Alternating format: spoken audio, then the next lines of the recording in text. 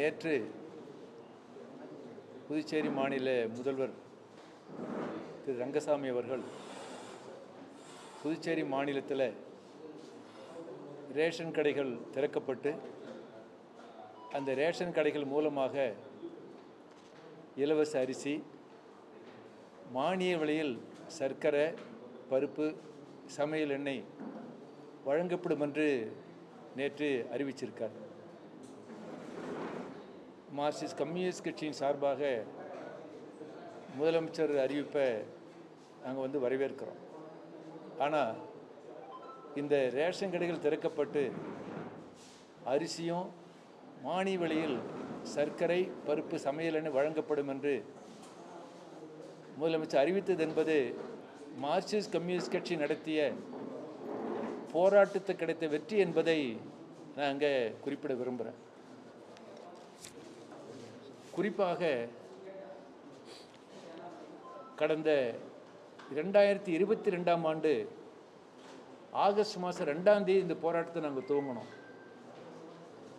2/8/22 Marxist communist கட்சியின் சார்பாக புதுச்சேரியில் மிகப்பெரிய மறியல் போராட்டத்தை நடத்தி அந்த மறியல் போராட்டத்தை வைத்த கோரிக்கை என்பது ரேஷன் கடைகள் திறக்கப்படணும், அரிசி, பருப்பு, எண்ணெய், சர்க்கரை மானிய விலை விநியோகம் செய்யப்பட வேண்டும் என்று 2022ஆம் ஆண்டு ஆகஸ்ட் மாதம் துவங்கிய போராட்டத்தை தொடர்ந்து நடத்தி கடந்த இந்த ஆண்டு பிப்ரவரி மாதம் 19ஆம் தேதியிலிருந்து 22ஆம் தேதி வரையில் கட்சியின் சார்பாக ஒரு காத்திருக்கும் போராட்டத்தை நடத்தணும். அதற்கு பிறகுதான் மாநில அரசாங்கம் இதை ரேஷன் கடை தேர்தலை வழங்குவதற்கு முன் வந்திருக்காங்க. கிட்டத்தட்ட 18 மாதங்கள் மார்க்சிஸ்ட் கட்சி நடத்திய போராட்டத்துக்கு கிடைச்ச வெற்றி என்பதை நான் இங்கே குறிப்பிட விரும்புகிறேன். அடுத்ததாக மத்திய அரசாங்கம் அரசு ஊழியர்கள், அதிகாரிகள் RSS அமைப்பில் சேரலாம் என்று அதன் மீது விதிக்கப்பட்ட தடையை நீக்கி சேரலாம் என்று அறிவிச்சிருக்கிறாங்க. இது ரொம்ப ஆபத்தான முடிவு, ஏற்றுக்கொள்ள முடியாத முடிவு. நாம் கவனத்துக்கு கொண்டு வர விரும்புவது 1948ஆம் ஆண்டு ஜனவரி மாதம் 30ஆம் தேதி ஆனால் காந்திஜி படுகொலை செய்யப்பட்ட உடனே பிப்ரவரி மாதம் 4ஆம் தேதி RSS அமைப்புக்கு அன்றைய மத்திய அரசாங்கம் தடை விதித்தது. 49ஆம் ஆண்டு ஜூலை மாதம் 11ஆம் தேதி RSS மீதான தடை நீக்கப்பட்டது.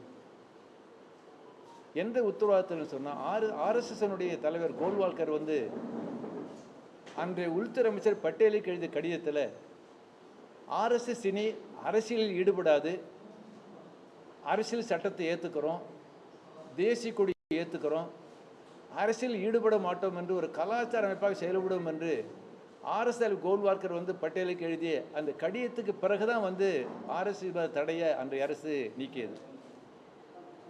1966ஆம் ஆண்டு அரசு ஊழியர்கள், ஆசிரியர்கள் அரசு ஊழியர்கள், அதிகாரிகள், ஆசிரியர்கள் RSS சேரக்கூடாதுன்னு மத்திய அரசாங்கம் தடை விதிச்சிருந்தது. இப்போ திடீர்னு மோடி உங்களுக்கு அந்த தடை நீக்கியிருக்காருன்னு சொல்ல ரொம்ப ஆபத்தானது. அநேகமாக ஏற்கனவே இந்த மோடி தலைமை என்ற அரசாங்கத்துக்கு நாக்பூர்லேருந்து RSS தான் வழிகாட்டி வருது. ரிமோட் கண்ட்ரோலில் இது போல நடந்துகிட்டு இருக்கு.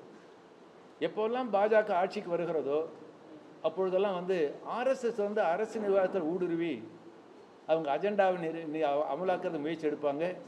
இப்போ அரசியல் அதிகாரிகள் RSS சேரலாம்னு சொன்ன நேரடியாக அரசு நிர்வாகமே உங்களுக்கு RSS கண்ட்ரோலில் போகக்கூடிய ஆபத்து இருக்கிறது. RSS பிரச்சாரகர் தான் இன்னைக்கு பிரதமர். RSS பிரச்சாரகர் பிரதமராகவும் அரசுகள் ஆதிகள் RSS சேரலாம் என்ற முடிவு என்பது ஒட்டுமொத்தமாக மத்திய அரசு நிர்வாகம் என்பது என்டையராக RSS கண்ட்ரோலில் போகக்கூடிய ஆபத்து இருக்குது. அப்படி போகும் என்று சொன்னால் அவங்களுடைய ஒரு நிகழ்ச்சிகளான இந்து ராஷ்டிரா கார்ப்பரேட் நலனை பாதுகாக்கக்கூடிய அத்தகைய அந்த அஜெண்டா வேகமாக அமலாகவே மத்திய அரசாங்கம் அரசுகள் அதிகாரிகள் RSS சேரலாம் என்ற அந்த முடிவை மீண்டும் திரும்ப பெறணும், அதை வாபஸ் வாங்க வேண்டும் என்று மார்க்சிஸ்ட் கம்யூனிஸ்ட் கட்சி சார்பாக நான் வற்புறுத்துகிறேன்.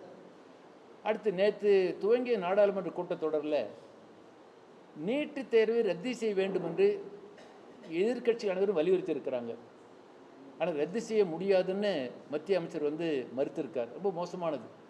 எந்த அளவுக்கு நீட் தேர்வில் மோசடி நடந்திருக்கு, திட்டமிட்டு கொஸ்டின் லீக் ஆகியிருக்கான்னு தெரியும். ஆக இந்த அடிப்படையில் நீட் தேர்வு ரத்து செய்ய வேண்டும் மீண்டும் மார்க்சிஸ்ட் கம்யூனிஸ்ட் கட்சி சார்பாக நாங்கள் வலியுறுத்துகிறோம்.